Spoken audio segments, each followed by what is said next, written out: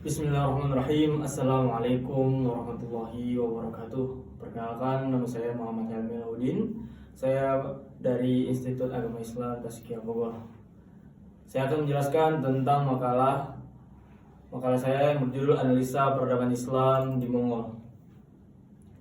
Kata pengantar, alhamdulillah segala puji bagi Allah yang telah memberikan karunia nikmatnya kepada kita sehingga saya dapat menyelesaikan tugas makalah mengenai analisa peradaban Islam dinasti Mongol sebagai salah satu syarat pengumpulan tugas mata kuliah sejarah peradaban Islam. Selawat beriring salam semoga telah tercurahkan kepada junjungan kita yakni Nabi besar Muhammad SAW. Semoga dengan seiringnya kita berselawat, mudah-mudahan kita semua diberikan syafaat di yaumul akhir. Amin amin ya rabbal alamin. Makalah yang saya buat ini merupakan tugas akhir semester pada mata kuliah History of Islamic Civilization dengan dosen mengampu Muhammad Eko Sucipto, MIRKH. Saya sangat berharap makalah ini dapat bermanfaat khususnya pada saya pribadi dan para pembaca semua. Saya menyadari bahwa makalah ini banyak kekurangan dan jauh dari kata sempurna dari apa yang saya harapkan. Untuk itu saya harap adanya saran, kritik, serta kata-kata membangun usulan demi perbaikan di masa yang akan datang. Lanjut, bab 1 pendahuluan. Kerajaan Mongol merupakan salah satu warisan peradaban Islam di India. Keberadaan kerajaan ini telah menjadi motivasi kebangkitan baru bagi peradaban tua di anak benua India yang nyaris tenggelam. Sebagaimana diketahui, India adalah suatu wilayah tempat tumbuh dan berkembangnya peradaban Hindu. Dengan hadirnya kerajaan Mongol, maka kejayaan India dengan peradaban Hindunya yang nyaris tenggelam kini kembali muncul. Di kalangan masyarakat Arab, India dikenali sebagai Sind atau Hind. Sebelum kedatangan Islam, India telah mempunyai hubungan perdagangan dengan masyarakat Arab. Pada saat Islam hadir, hubungan perdagangan antara India dan Arab masih diteruskan. Akhirnya, India pun perlahan demi perlahan bersentuhan dengan agama Islam. India yang sebelumnya berperadaban Hindu sekarang semakin kaya dengan peradaban yang dipengaruhi Islam. Oleh sebab itu, maka menjadi penting untuk menulis secara ringkas eksistensi kerajaan Mongol di India yang identik dengan Hindu. Makalah ini menggambarkan secara ringkas bagian-bagian penting tentang asal-usul, tumbuh, berkembang, serta munculnya peradaban yang dibina kerajaan Mongol. Juga mengulas faktor-faktor yang mendorong timbul hingga tenggelamnya kerajaan tersebut. Hal yang dimaksudkan untuk mengambil pelajaran bagaimana membalikkan gelombang peradaban di anak benua India tersebut. Mengenai hal ini, Ibnu Khaldun berkata, reversi tersebut tidak akan dapat tergambarkan tanpa menggambarkan pelajaran-pelajaran dari sebuah sejarah terlebih dahulu untuk menentukan faktor-faktor yang membawa sebuah peradaban besar melemah dan menurun drastis. Latar belakang dinasti Mongol merupakan salah satu dinasti yang berkuasa cukup lama di anak benua India, yaitu dari abad ke-16 hingga ke-19. Kata Mongol berasal dari bahasa Persia yang merupakan panggilan bagi bangsa Mongol. Dinasti yang didirikan oleh Ziharuddin Babur, seorang keturunan Mongol. Babur adalah nama kecil dari Zahiruddin yang artinya singa. Ia lahir pada hari Jumat 24 Februari 1483 Masehi. Ayahnya bernama Umar Mirza, keturunan langsung dari Miran Shah, putra ketiga dari Timur Leng. Sedangkan ibunya berasal dari keturunan Jengkuei, anak kedua dari Genghis Khan. Pada usia 11 tahun Babur kehilangan ayahnya sehingga sekaligus menggantikan kepemimpinan ayahnya dalam usia yang masih sangat muda. Adapun rumus permasalahan yang saya ingin bahas di sini adalah awal mula masuknya Islam ke dinasti Mongol, sejarah berdirinya kerajaan Mongol, perkembangan dan kemajuan peradaban Islam pada kerajaan Mongol, kemunduran dan keruntuhan kerajaan Mongol, dan lahirnya negeri Bangladesh. Pembahasan sejarah berdirinya dinasti Mongol.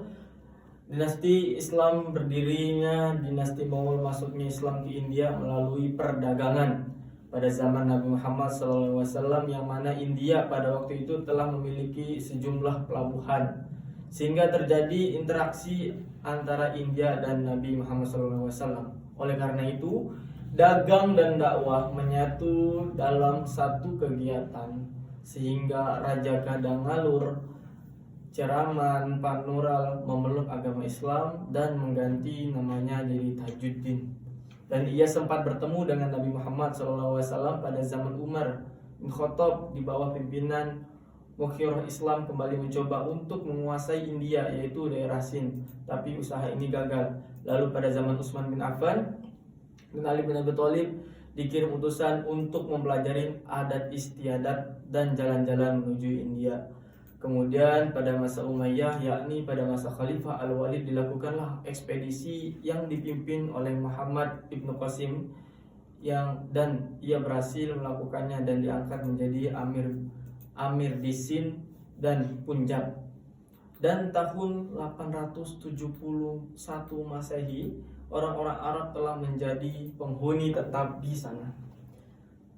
Pada zaman Al-Ma'mun, Khalifah dinasti Bani Abbas, diangkatlah sejumlah amir untuk memimpin daerah-daerah. Di antara yang dipercaya untuk menjadi amir adalah Asad ibnu Saman untuk daerah Transosiana.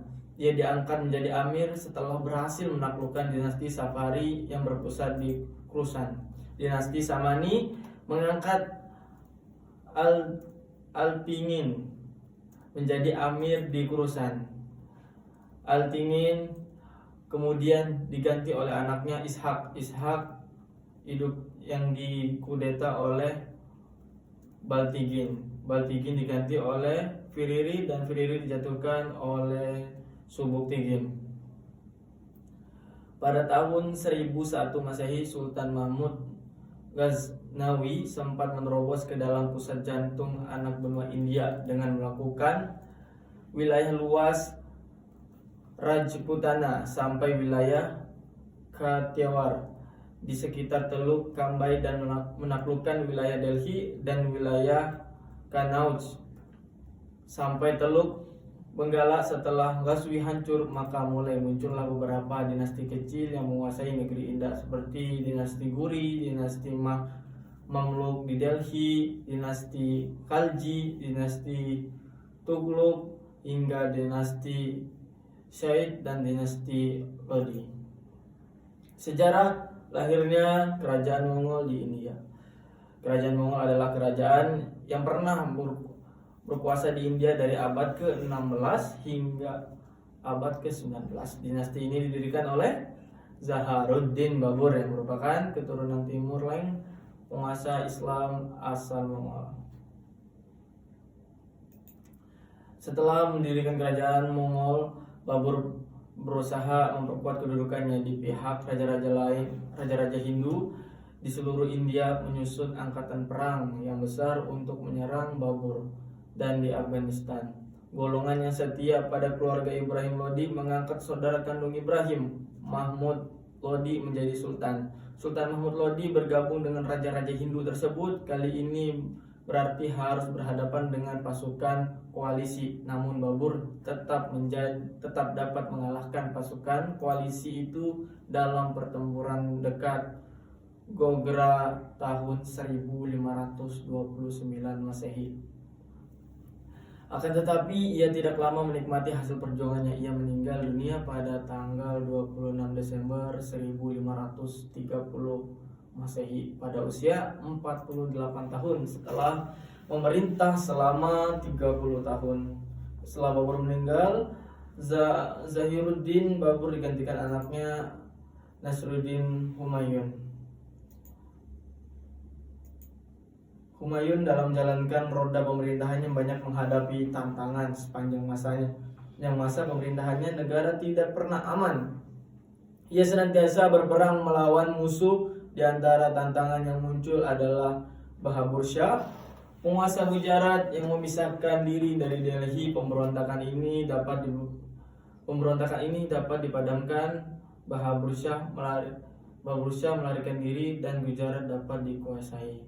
Pada tahun 1540 Masehi terjadi pertempuran dengan Sher Khan di Kannauj. Dalam peperangan ini Humayun mengalami kekalahan. Ia terpaksa melarikan diri ke Kandahar dan melanjutkannya ke Persia. Ia mengenal tradisi Syiah, bahkan seiring dibujuk untuk memasukinya. Begitu pula dengan anaknya Jalaluddin Muhammad Akbar. Di sini pula ia membangun kekuatan militer yang telah hancur, dan berkat bantuan Shah Tahmas yang memberikan pasukan militer sebanyak 14.000 tentara, maka pada tahun 1555 Humayun mencoba merebut kembali kekuasaannya dan menyerbu Delhi pada saat itu yang diperintah oleh Sikandar Sur. Akhirnya ia bisa menaklukkan kota ini dan ia perintahkan kembali pada tahun 1556 Masehi. Perkembangan dinasti Mongol. Berdirinya Mongol menyebabkan bersatunya raja-raja Hindu Rajput di seluruh India dan menyusun angkatan perang yang besar untuk menyerang Babur. Namun gabungan pasukan Hindu dapat dikalahkan Babur. Sementara itu Afghanistan masih ada golongan yang setia pada kronologi yang tadi telah diceritakan. Sedikit mengulang, lanjut untuk Akbar Khan suatu naik tahta. Ia berusia 15 tahun, sehingga pada masa awal pemerintahannya Akbar menyerahkan urusan kenegaraan ke Bairam Khan, seorang Syi'i. Awal periode ini ditandai dengan berbagai pemberontakan. Bairam Khan harus menghadapi sisa-sisa pemberontakan keturunan Sher Khan yang masih berkuasa di Punjab. Selain itu, pemberontakan yang mengancam pemerintahan Akbar adalah Hemu, seorang penguasa Gwalior dan Agra. Pasukan Hemu berusaha memasuki kota Delhi. Bairam Khan menyambut pemberontakan ini dengan menggerahkan pasukan yang sangat besar. Pertempuran antara keduanya dikenal sebagai pertempuran Panipat II, terjadi pada tahun 1556 Masehi. Pasukan Bairam Khan berhasil memenangkan peperangan ini, sehingga wilayah Agra dan Gwalior dapat dikuasai secara penuh. Setelah Akbar dewasa, ia berusaha menyingkirkan Bairam Khan yang sudah mempunyai pengaruh sangat kuat dan terlampau memaksakan kepentingan aliran Syiah. Bairam Khan mencoba untuk memberontak, tetapi usahanya ini dapat dikalahkan oleh Akbar di Julandur tahun 1561 Masehi. Setelah persoalan-persoalan dalam negeri dapat diatasi, Akbar mulai melakukan ekspansi. Ia berhasil menguasai Chundar, Godh, Chittor, Rantabar, Kalinjar, Gujarat, Surat, Bihar, Bengal, Kashmir, Orissa, Deccan, Gawilgar, Narhala, Atmanagar, dan Asgar. Stabilitas politik yang berhasil diciptakan oleh Akbar melalui sistem pemerintahan militeristik mendukung pencapaian kemajuan di bidang perekonomian, ilmu pengetahuan, dan peradaban. Kemajuan di bidang ekonomi ditandai dengan kemajuan sektor pertanian dan perindustrian.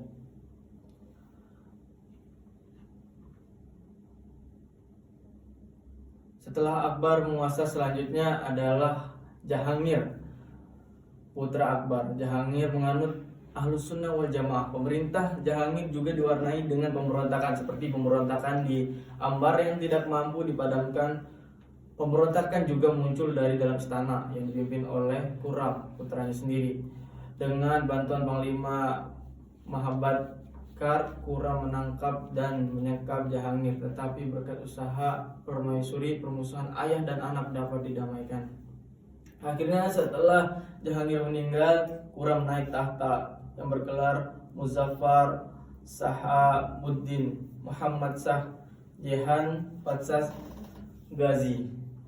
Shah Jehan, pemerintahannya diwarnai dengan timbulnya pemberontakan dan perselisihan di kalangan keluarganya sendiri, seperti dari ibunya, adiknya yang mengukuhkan dirinya sebagai kaisar di Lahore. Namun pemberontakan itu dapat diselesaikan dengan baik pada tahun 1657 Masehi. Shah Jahan jatuh sakit dan mulai timbullah perlombaan di kalangan anak-anaknya karena saling menjadi kaisar. Dalam pertarungan ini Aurangzeb muncul sebagai pemenang karena telah berhasil mengalahkan saudara-saudaranya Dara, Sujab, dan Murad. Aurangzeb adalah Sultan Mongol besar terakhir yang memerintah mulai tahun 1658 hingga 1707 Masehi. Dia bergelar Alamgir Patsha Ghazi. Dia adalah penguasa yang berani dan bijak. Kesabarannya sejajar dengan Akbar, pendahulunya. Di akhir pemerintahannya dia berhasil menguasai Deccan, Bangla, dan Awid. Sistem yang dijalankan Aurangzeb banyak berbeda dengan pendahulunya. Kebijakan-kebijakan yang telah dirintis oleh raja-raja sebelumnya banyak diubah, khususnya untuk menyangkut hubungan dengan orang Hindu. Aurangzeb adalah penguasa Mongol yang membalik kebijakan konsiliasi dengan Hindu. Di antara kebijakan adalah melarang minuman keras, perjudian, prostitusi, dan penggunaan narkotika. Tindakan Aurangzeb di atas menyulut kemarahan orang-orang Hindu. Hal ini yang akhirnya menimbulkan pemberontakan di masanya. Namun karena Aurangzeb sangat kuat, pemberontakan itu pun dapat dipadamkan. Meskipun pemberontakan tersebut dapat dipadamkan, tetapi tidak sepenuhnya tuntas. Hal ini terbukti ketika Aurangzeb meninggal 1707 Masehi. Banyak wilayah-wilayah memisahkan diri dari Mongol dan terjadi pemberontakan oleh golongan Hindu. Kemajuan Kerajaan Mongol. Kejayaan Kerajaan Mongol dimulai pada masa pemerintahan Akbar. Keberhasilan ekspansi militer Akbar menandai berdirinya Mongol sebagai sebuah kerajaan besar.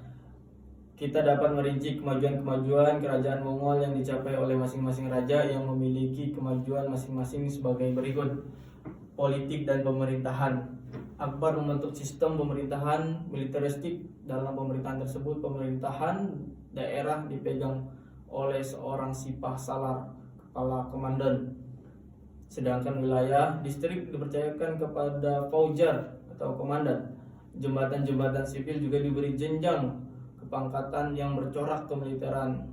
Pejabat-pejabat itu harus mengikuti latihan kemiliteran. Untuk undang-undang kerajaan, Sultan Akbar membuat din ilahi, yaitu suatu pandangan dan sikap keagamaan resmi kerajaan, yaitu unsur-unsur agama Islam, Hindu, Persia, Kristen, dan sebagainya yang harus dianut oleh setiap orang. Lanjut, 2. Bidang ekonomi dan perdagangan. Untuk mengelola ekonomi pertanian, pemerintahan juga mengatur tentang organisasi pertanian. Setiap perkampungan petani dikepalai oleh seorang pejabat lokal yang dinamakan Muqaddam, yang mana kedudukannya dapat diwariskan. Dia mempunyai tanggung jawab menyetorkan penghasilan untuk menghindari tindakan kejahatan. Kaum petani dilindungi hak kepemilikan tanah dan pewarisan, tetapi jika tidak loyal maka pejabat lokal berhak menyitanya. 3. Bidang pendidikan iptek. Dalam bidang pendidikan, Akbar membangun bangunan khusus untuk tempat pengajian ilmu. Dia juga berusaha menarik simpati para ulama dengan menghibahkan sejumlah madrasah dan perpustakaan. Kemudian bidang seni dan budaya. Karya seni yang menonjol pada karya sastra gubahan penyair istana, baik yang berbahasa Persia maupun India. Penyair India yang terkenal adalah Malik Muhammad Jayazi, seorang sastrawan sufi menghasilkan karya besar berjudul Padmavat, sebuah karya yang mengandung pesan kebajikan jiwa manusia pada masa Aurangzeb. Muncul seorang sejarawan yang bernama Abu Fad dengan karyanya bernama Akbar, Nama dan Aini Akbari, yang memaparkan sejarah kerajaan Mongol berdasarkan fitur pemimpinannya. Akbar mensponsori ajaran din ilahi, yaitu ajaran campuran berbagai unsur kepercayaan Hindu dan tasawuf dari unsur Syiah. Dinasti Mongol. pada tahun 1526 hingga 1858. Pada tahun 1492 Babur berusaha menaklukkan Samarkand, kota terpenting di Asia Tengah pada saat itu, namun usahanya mengalami kegagalan.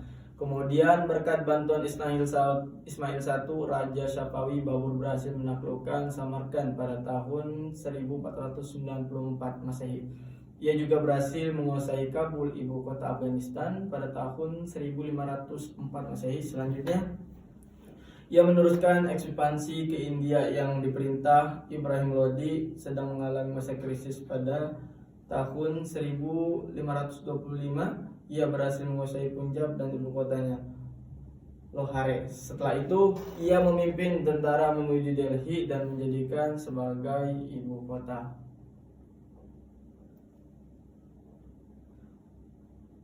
Tak lama setelah memimpin kembali dinasti Mongol, Humayun meninggal dunia yang digantikan oleh putranya Abu Alfad Jalal ad-Din Muhammad Akbar, yang dikenal dengan sebutan Akbar, baru berusia 14 tahun.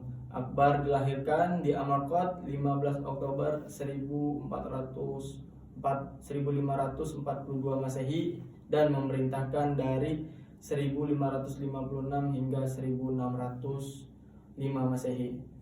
Yang tadi setelah Zahiruddin Babur, kemudian Humayun, dan diganti oleh anaknya Humayun, yakni Akbar.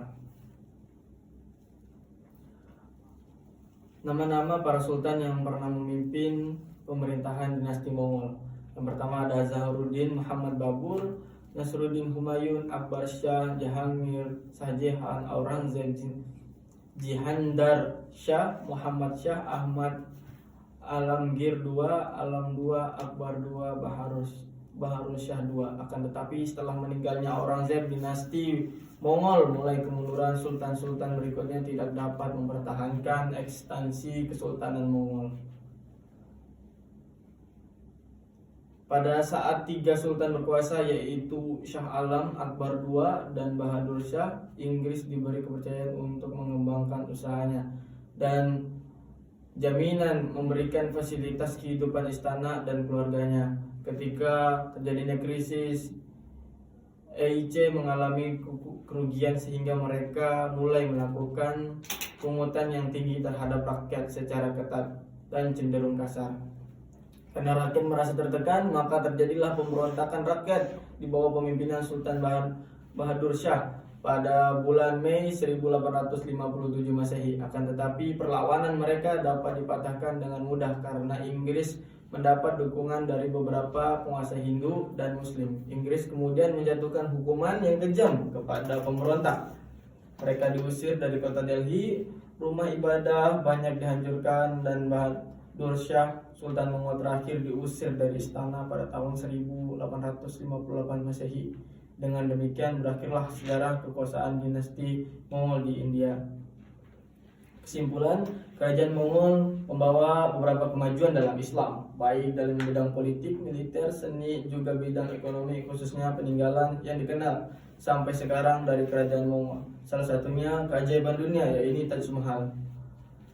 Kedua, penyerbuan aliansi Hindu-Sikh, penyebaran Nadir Shah, Ahmad Duran, dan kolonial Inggris merupakan pukulan berat bagi Mongol. Serbuan Inggris akhirnya mengakhiri kerajaan Mongol dengan segala kejayaannya. Demikian makalah yang saya sampaikan. Kurang lebihnya saya mohon maaf. Assalamualaikum warahmatullahi wabarakatuh.